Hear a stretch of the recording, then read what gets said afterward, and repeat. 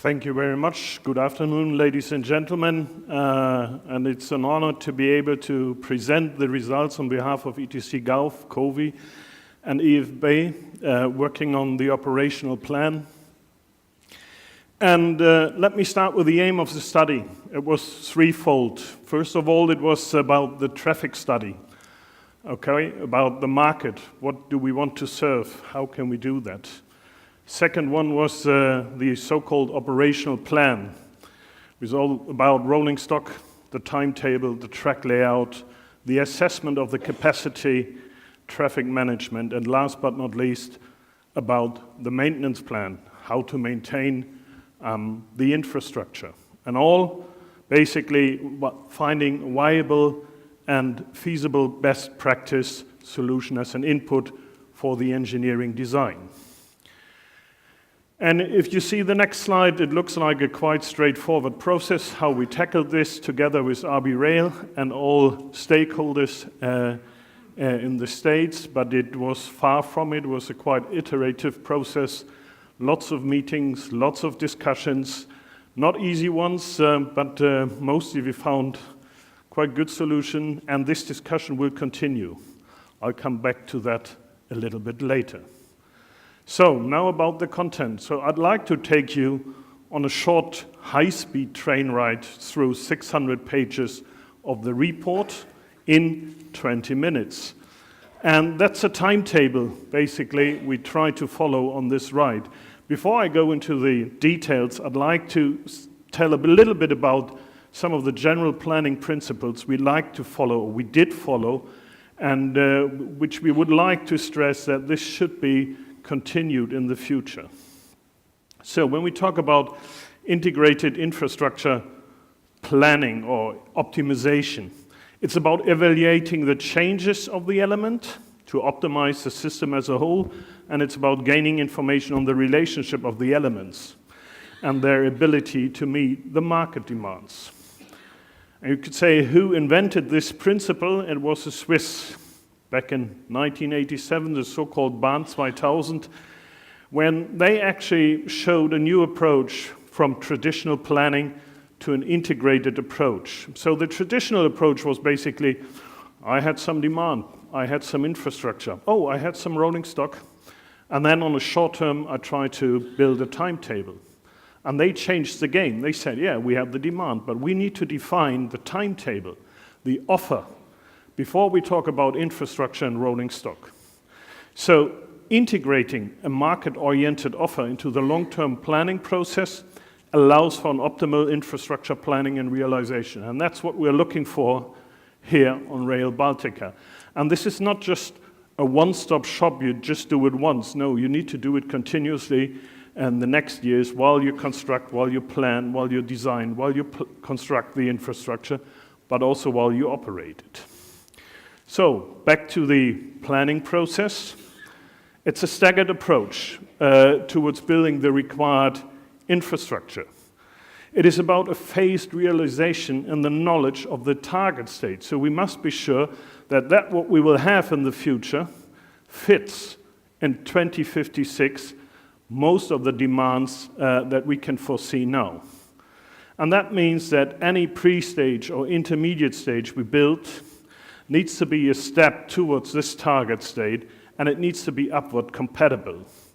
Something we come to later in some detail, it's about if we need a double track, not now, but later on, we need to be able to integrate this double track when we then upgrade the infrastructure in 10 to 15 years. But this needs to be implemented now and thought through now, and not in 10 to 15 years. So, now to the contents with the traffic study. First, freight. We used the consolidated forecast on the freight volumes from the CBA and the terminal studies that were available. We translated them into a number of sample paths, train paths, to provide for the required flexibility along the line. We expect that most of the market potential can be raised within the first 10 to 15 years of the operation. Introduction of finished link far in the future would induce further traffic growth, also on the Lithuanian line sections. So we need to look into that as well. and naturally highest volumes to be expected on the Palamonas border section. So, the provision of sufficient capacity with focus on the time horizon 2036-46 and support for optional further growth was necessary, and at least 2 freight paths per hour per direction, 3 onwards from 2036, are required on the section Kaunas-Poland to provide for the necessary flexibility. So we need to look into the infrastructure to provide exactly that. These are some of the figures on the consolidated freight forecast and the number of trains and the required freight train paths. When you look into the report, you will see lots and lots more of that information. This is just to give you an understanding of what we're talking about in the future. Passenger train services. Jean-Marc already highlighted some of that. We will have 3 types of services: long distance high speed, the night train services, and the regional express trains. While the high speed and the freight basically was already highlighted in the cost-benefit analysis. Oh, I touched. I have to look here now. Oh, there it is again. The regional trains, we tried to sort of make an assumption for the possibilities, because we said, and it was clear also by RB Rail, we need to look into it, because if we want to provide capacity for future regional services, we need to look into it now and not later. And we need to make sure that if we integrate regional express trains into high-speed and freight traffic, it needs to fit into the overall planning. So we defined services for the regional express trains as well, with different headways, integrating a shuttle service for the airport in Riga and potential more traffic. And as well, looking into the possibilities of interconnectivity with the broad gauge already highlighted. This is how the service patterns then look like with the different stations. It's a line-based concept with fixed intervals, and these regional traffic is our assumption as a consultant, and it needs to be discussed and implemented by the regional authorities and the national authorities, so it needs to be further elaborated. And the concept for 2056 is sort of the upper boundary. This is how the service looks like from the line diagram. We also have the different number of trains per day. You can see even freight, the some, which are the highest density parts of the network. So this concludes the market offer. So next step was looking into the track layout. So what kind of infrastructure do we put into the timetabling? We made an iterative development of the track plan based on the preliminary design and the information we received for all time horizons and with the location of all operational points along the line: stations, passing loops, emergency crossovers, junctions, passenger stops. So this is a basis, hopefully, for the designers then to translate this plan into something looking more like a detailed design. This is just to give you an idea how it looked like and what it is included. So, third part of the recipe, so to speak, the rolling stock. We analyzed the rolling stock in terms of, okay, how many pieces of rolling stock do we need? Freight and passengers. And what kind of rolling stock is available actually to fulfill these needs? It would take quite a long time for me to go into detail on this one. This is just to give you an overview. This is for passenger train. These are the list of possible EMUs. And you can see here, and you will see in the report, every big producer of rolling stock is included, not only Siemens, even if we're coming from Germany. Okay, so, and then everything brought together, timetable planning. And within some seconds, the timetable is there. Well, it took certainly a little bit longer than that. This is just to give you an idea. This is done with RailSys modeling. It took quite a lot of discussion time, but we managed to build a timetable for each time horizons over 24 hours. This is the basis, this is a Railsys model handed over to Rail Baltica in order to further evaluate, work with it, and refine it. Let me go in some details. Tallinn. We have here the three different traffic flows for the different time horizons. We had three different layouts basically prepared for this one from 2026 up to 2056 in order to accommodate the traffic. And this is how it looks like when you also take into account in 2056 that the shuttle trains from the tunnel are coming in. And then it's the first problem in Tallinn, not yet solved, that if we run every 20 minutes a shuttle train into this station, plus the high-speed trains, plus the regional trains, you get a problem. So you need to think about how to actually integrate this in the future. A short look at Kaunas. I'll come to that a little bit later, and Riga. Kaunas plays a special role. We called it ground zero. Why? I'll tell you in a bit. Riga Station, Riga Central Station, essential part of the system, and this is the original solution of the track layout for Riga Central Station. And we got some problems there. We have train path conflicts. We have just one turning track with a less than 200 meter usable length. Terminating longer trains require moving forward to Akshone depot, if it's being built there. The trains from the north that needs to continue south to Riga Airport Station, which also has a question of capacity. So overall, that could use some improvement. The improvement could look like this, but this is also not easily done because also space is a premium at Riga Central Station, so this should be looked into in a little bit more detail. This needs to be refined onwards so that you can actually get some advantages like overtaking of delayed trains, that you are able to begin and terminate passenger trains more easily in the morning, that direction of change is possible, that a better interconnectivity between the network is possible, and so on. These are things still under discussion.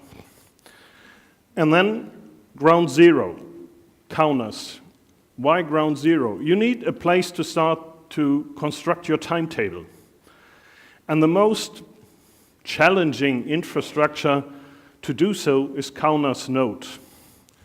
So we started basically there, and from there constructed the timetable along the line. So that means Kaunas node needs to work. It needs to work efficiently. And in Kaunas node we have the challenge of the intersecting broad gauge and standard gauge network. And this is Kaunas triangle. This is, I think, yet already newly discussed, so just take you through. The fastest connection along Kaunas triangle is along between Panevėžys and Vilnius, so you can use this part of the triangle with a maximum speed. We have the airport station west of the main line, so to be able to be accessed directly from Vilnius, and it has been able to on the side so that high-speed trains can go through directly without having a problem at the platforms. We have high-speed turnouts integrated so that we can use along the line the maximum speed allowed. We also connected the stations towards Panevėžys and Riga if regional services should be integrated there. And last but not least, the freight station at this location, I think it's under discussion again right now, but to provide capacity and flexibility and, for instance, extendability. Because if we want to realize, go back to the market and the freight traffic, if we want to realize that traffic, we need working terminals. Working terminals means they need to have capacity on rail, loading tracks, easy accessible. And if we don't have that, well, then we will have some problems realizing that market potential. And then the infrastructure having maintenance base integrated here in the Kaunas triangle. We come to the conclusions on Kaunas node. We can start with a single track solution on the bypass and on the connection to the main station. But we should look specifically, much more in detail, into the requirements with the two gauges in the node. And with the growing traffic, we will need double tracking. Palamonas, Kaunas Central, we recommend it. We will need the double track on Usaya freight bypass. And these are things which are also based on the decisions on regional traffic. So we need these decisions soon in order to be able to build this complex infrastructure. Now briefly on infrastructure and rolling stock maintenance. I will not go into too much detail there. This is part of the report as well. And I can see I only have 3 minutes left, so I'd like to be on time. We made some ideas, or we developed ideas on the infrastructure maintenance organization, where to put the bases, how to organize, how to staff. Along the line, this needs to be integrated with the infrastructure manager study, and then it has to be brought together and then further developed. We made extensive analysis on existing planned and proposed rolling stock maintenance facilities along the line, finding out where can we actually put these facilities, where should they be put in order to provide optimal operational excellence in the end. What we did not is to really design or define the internal maintenance facilities. That's something then to be decided together with the rolling stock strategy and the procurement strategy. Conclusions. The service pattern of regional service has to be confirmed and further developed by the regional and national authorities as soon as possible to size the infrastructure for the first 20 years. And that's a discussion started already today, also together with the municipalities, where exactly place regional stations and how to move forward from there. The transnational train services, the high-speed service, and the operational rules. Yeah, some of it was already discussed, language, rules, how to organize operation. That needs to be agreed quite soon between the Baltic States and Poland. The future operation of the broad gauge network should also be further developed or elaborated. It needs to be integrated, and specifically at the nodes we were talking about. Even Vilnius, we saw Vilnius Connect, and I saw a question on Slido regarding connection to the Vilnius airport. We can actually extend services from Vilnius main station to the airport and going back. But this needs some decisions on how to integrate the two different gauges at different stations, and that needs to be done soon. And the technical requirements and needs for freight train services should be further elaborated, especially with the ongoing market research activities for the North Sea Baltic rail freight corridor. The future network south of Kaunas needs to be finally decided regarding interconnectivity with the single track sections from Trashiki and the future location of the regional passenger station at Mariampole.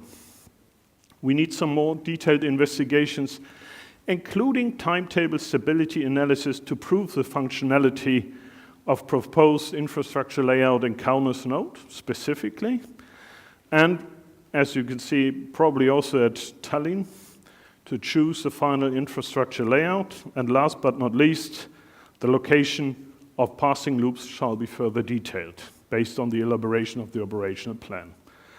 And the operational plan should be updated annually to reflect the latest planning stages. So it's not a one-stop shop, it's a living document. And nearly on time, thank you very much. Looking forward to your questions.